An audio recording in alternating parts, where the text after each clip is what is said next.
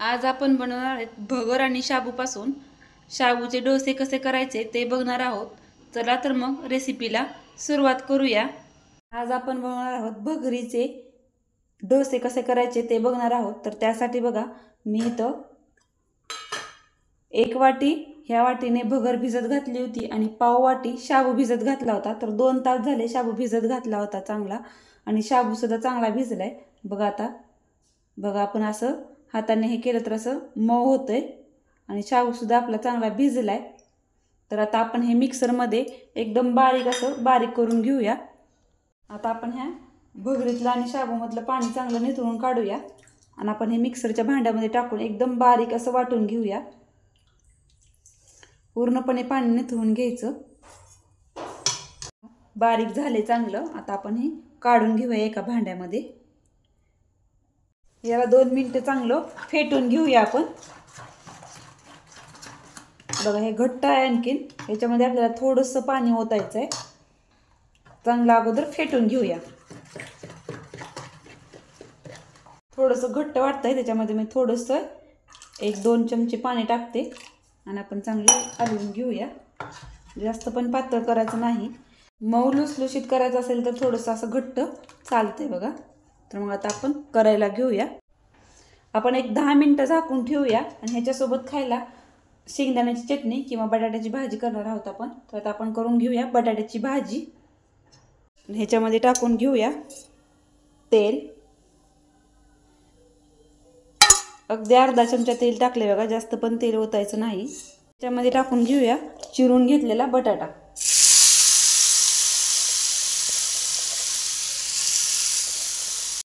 आता आपण हे तेलामध्ये चांगलं हलवून घेऊया आणि ह्याच्यामध्ये टाकायचं थोडंसं चवीनुसार मीठ आणि कच्ची मिरची आपण बारीक करून घेतली बघा, जाडसर वाटून घेतले मिक्सरच्या भांड्यामध्ये। तर ती टाकून घेऊया। जाडसर वाटून घेतले, कच्ची मिरची वाटून घ्यायची। तुम्हाला ह्याच्यामध्ये जर शेंगदाणे टाकायचे असेल तरी पण चालते, पण मी वेगळं कूट केलेलं आहे असं। जर अगोदरच आपण तेलामध्ये मिरची टाकली असती ना तर खूप ठसका उठला असता आणि करपली पण असती चटणी। त्याच्यामुळे आपण बटाटा टाकल्यानंतर चटणी टाकून घ्यायची। आता आपण 1-2 मिनिटं चांगलं परतून घेऊया, बटाटा लगेच मऊ होतो। आता ह्याच्यामध्ये आपण टाकून घ्यायचं आहे 1 चमचा कूट टाकले, चांगलं मिक्स करून घेऊया। मस्त असा आपला सुकं बटाटा डोसेसोबत खायला तयार झाला बघा। तर आता आपलं पीठ सुद्धा भिजलं असेल। आता आपण हे बटाट्याचा गॅस बंद करूया आणि डोसे करायला घेऊया। तर आपण हे ठेवूया बाजूला आणि डोसा करून घेऊया। आता आपलं पीठ सुद्धा 10 मिनिटं बघा चांगलं फुगलं भिजले। जर तुम्हाला ह्याच्यामध्ये 2 चमचे दही घालायचं असलं तरी सुद्धा चालतंय बघा, म्हणजे पिठाला तुमच्या चांगला आंबूसपणा येते। तर चला मग आता आपण ह्याच्यामध्ये अजिबात सोड्याचा वगैरे वापर करायचा नाही। तर आपण हे डोसे करायला घेऊया। इथं पॅनला आपण तेल लावून घेतलंय अगोदरच, तवा सुद्धा आपला मीडियम असा तापलाय। आता आपण ह्याच्यावर डोसे सोडून घेऊया। बघा पळीमध्ये असं बॅटर घेतलंय।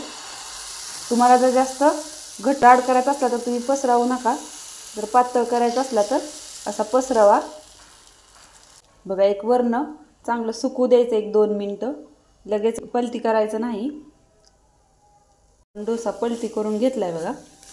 ह्या बाजूने पण 1 मिनिटभर आपण भाजून घेऊया बारीक गॅसवर खरपूस असा। नुसता पलटलाय, काय मस्त अशी जाळी आलेली आहे। मस्त असा आपला डोसा तयार झालाय।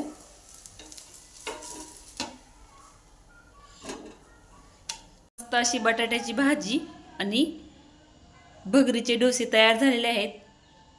तुम्ही सुद्धा ही रेसिपी नक्की ट्राय करून बघा। हा व्हिडिओ आवडल्यास लाईक, शेअर, सबस्क्राईब करायला विसरू नका।